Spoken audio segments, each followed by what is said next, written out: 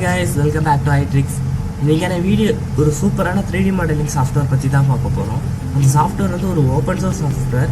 அதில் நீங்கள் 2D animation பண்ணிக்கலாம், 3D அனிமேஷன் பண்ணிக்கலாம், வீடியோ எடிட்டிங்கும் பண்ணிக்கலாம். ஸோ ஆல் இன் ஒன் ஒரு டாப் நாச் சாஃப்ட்வேர் தான் இன்றைக்கி பார்க்க போகிறோம். அந்த சாஃப்ட்வேரோட நேம் வந்து பிளெண்டர். ஸோ பிளெண்டர் வந்து எப்படி இன்ஸ்டால் பண்ணுறது, அதோட இன்ஸ்டாலேஷனும் அந்த பிளெண்டருக்குள்ள இருக்க ஃபீச்சர்ஸ் பற்றி இந்த வீடியோவில் பார்த்தோன்னா வாங்க வீடியோக்குள்ளே போகலாம். இப்போ நான் வந்து மைக்ரோசாஃப்ட் எட்ஜ் ஓப்பன் பண்ணிக்கிறேன். மைக்ரோசாஃப்ட் எட்ஜில் blender.org அவங்க வெப்சைட்டை டைப் பண்ணுங்கள். ஸோ blender.org போட்டிங்கன்னா அவங்களோட வெப்சைட்குள்ளே போயிடும். ஸோ இதில் வந்து இப்போதைக்கு Blender 4.1 வெர்ஷன் விட்டுருக்காங்க. இப்போ டவுன்லோட் ஆப்ஷன் டச் பண்ணுங்கள். ஸோ டவுன்லோட் ஆப்ஷன் டச் பண்ணிங்கன்னா உங்களுக்கு வந்து Blender 4.1.1 வரும். ஸோ Blender இன்ஸ்டால் பண்ணுறதுனால உங்களுக்கு என்ன ஒரு பெனிஃபிட்னா, அவங்க வந்து அந்த Blender வந்து நீங்கள் எப்படிலாம் யூஸ் பண்ணலான்றதுக்கான கைடு அவங்களே கொடுப்பாங்க. ஸோ ஃபஸ்ட்டு நான் ரெக்குவயர்மெண்ட்டை காமிச்சிடுறேன். ஓகே பிளெண்டர் வந்து இன்ஸ்டால் பண்ணுறதுக்கு மினிமம் ரிக்குவயர்மெண்ட் வந்து Windows 8.1 64-bit ஆர்கிடெக்சர் இருந்தாலே ஓகே. ரெக்கமெண்டட் வந்து Windows 10 இல்லைனா Windows 11 இருக்க மாதிரி இருக்கணும். CPU வந்து 4 கோர் இருக்கிற மாதிரி பார்த்துக்கோங்க. SSE 2.2 சப்போர்ட் இருக்கணும். இல்லைனா 8 கோர் வந்து ரெக்கமெண்டடாக இருக்குது.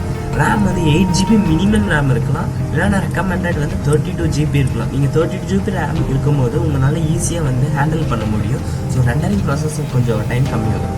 நெக்ஸ்ட் GPU வந்து 2 GB வீடியோ ரேம் இருக்கணும். அப்படி இல்லைனா 8 GB வீடியோ ரேம் ரெக்கமெண்டடாக இருக்குது. NVIDIA, AMD, Intel இந்த மாதிரி நீங்கள் எதாக இருந்தாலும் யூஸ் பண்ணிக்கலாம். ஸோ வாங்க டவுன்லோட் எப்படி பண்ணுறது பார்க்கலாம். ஸோ டவுன்லோட் பிளெண்டரை நீங்கள் டச் பண்ணிடுங்க. டவுன்லோட் பிளெண்டர் டச் பண்ணி உங்களுக்கு மேலே ஒரு பாப்அப் வரும். யுவர் டவுன்லோட் வில் ஸ்டார்ட் ஆட்டோமேட்டிக்காக இருக்குது. உங்களோட பிளெண்டர் டவுன்லோட் ஆக ஆரம்பிச்சிடும். ஸோ பிளெண்டர் யூஸ் பண்ணுறதுக்கு உண்மையுமே ஒரு ஃபன்னாக இருக்கும். ஸோ நான் ஆல்ரெடி டவுன்லோட் பண்ணிட்டேன், அதனால் கேன்சல் பண்ணிடுறேன். ஸோ நான் க்ளோஸ் பண்ணிக்கிறேன். ஸோ ஃபைல் இங்கே இருக்குது, தெரியுதுன்னா சேஞ்ச். ஓகே, நான் சேஞ்ச் கொடுத்து இதெல்லாம் பண்ணி முடிச்சோன்னே எனக்கு வந்து பிளெண்டர் வந்து நார்மலாக டவுன்லோட் ஆக ஆரம்பிச்சிச்சு.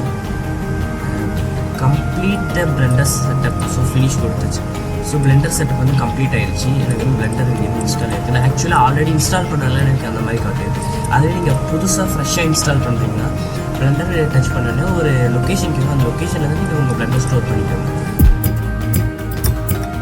இப்போ பிளெண்டர் வந்து ஓப்பன் பண்ணிக்கலாம். ஓகே, பிளெண்டர் ஓப்பன் ஆனது கொஞ்சம் லேட் ஆகுது. என்னது வந்து 8 GB ரேம் தான். ஸோ 8 GB ரேம்ன்றதுனால லிட்டில் டிலே ஆகும். ஓகே, வந்துச்சு பாருங்கள். பிளெண்டரில் வந்து first general, 2D animation, sculpting, VFX, video editing இந்த மாதிரி நிறைய விஷயம் பண்ணலாம். இதில் வந்து நான் ஜெனரலில் கற்றுக்கிறேன். ஸோ ஜெனரல் ஆப்ஷனை டச் பண்ணும்போது உங்களுக்கு என்னென்னா அது வந்து ஒரு 3D மாடலிங் பேஸ் உங்களுக்கு க்ரியேட் பண்ணி கொடுக்கும். ஸோ இதுதான் ஜெனரலு. ஸோ இங்கே மேலே நிறைய ஆப்ஷன் இருக்குல்ல. ஸோ ஃபைல் நீங்கள் வேறு ஃபைல் ஓப்பன் பண்ணிக்கலாம். இந்த மாதிரி நார்மலான எடிட்டிங் சாஃப்ட்வேர் எப்படி இருக்கும் அந்த மாதிரி தான் இருக்கும். ஒரு சில விஷயம் தான் சேஞ்ச் ஆகும். லைக் இப்போ பாருங்கள், மேனுவல், டுட்டோரியல்ஸ் எல்லாமே இவங்ககிட்டே இருக்கும். லே அவுட்னா இதில் வந்து நீங்கள் லே அவுட் வந்து எப்படி இருக்குன்னா, நீங்கள் ஒரு பேசிக் மாடலை க்ரியேட் பண்ணுறதுக்கு லே அவுட் யூஸ் ஆகும். மாடலிங்கில் போய் பார்த்தீங்கன்னா மாடலிங்கிறது ஒரு எப்படி சொல்கிறது, அந்த பேசிக் மாடலுக்கு இன்னும் கொஞ்சம் அட்வான்ஸாக உங்களோட இதெல்லாம் எப்படி இப்படி வேணுன்ற மாதிரி காட்டுறது வந்து மாடலிங்கில் வரும்.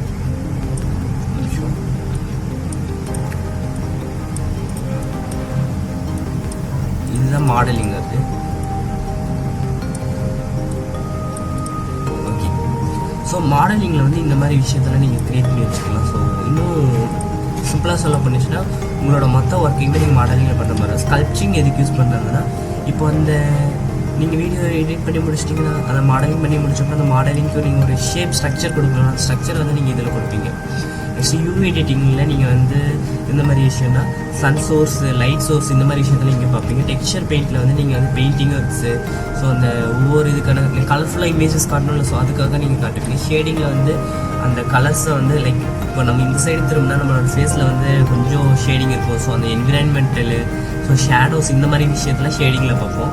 நெக்ஸ்ட் அனிமேஷன்ஸ் வந்து அந்த ஆப்ஜெக்ட் வந்து என்ன மாதிரி மூவ் ஆகணும், ஒரு இது வந்து நம்ம எப்படி மூவ் பண்ணலாம்னா, இப்போ இது வந்து ஒரு இன்ஜின் மாதிரி நம்ம மூவ் பண்ண வைக்கணும். ஸோ இந்த மாதிரி விஷயத்தெலாம் பண்ணலாம். ரெண்டரிங், காம்போசிஷன், இன்னும் நிறைய விஷயம் இருக்குது பிளெண்டரில். ஸோ இந்த பிளெண்டருக்கு இன்னும் டுட்டோரியல் வேணும்னா சொல்லுங்கள், நான் வீடியோ போடுறேன். ஸோ நெக்ஸ்ட் இந்த சேனலில் எதை பற்றினா சாஃப்ட்வேர் டுட்டோரியல்ஸ் மட்டும் தான் இந்த சேனலில் பார்ப்போம். எப்படி இன்ஸ்டால் பண்ணுறது, எப்படி பக்கை சால்வ் பண்ணுறது, இந்த மாதிரி விஷயம் இந்த சேனலில் போகிறோம். ஸோ தேங்க்ஸ் ஃபார் வாட்சிங்.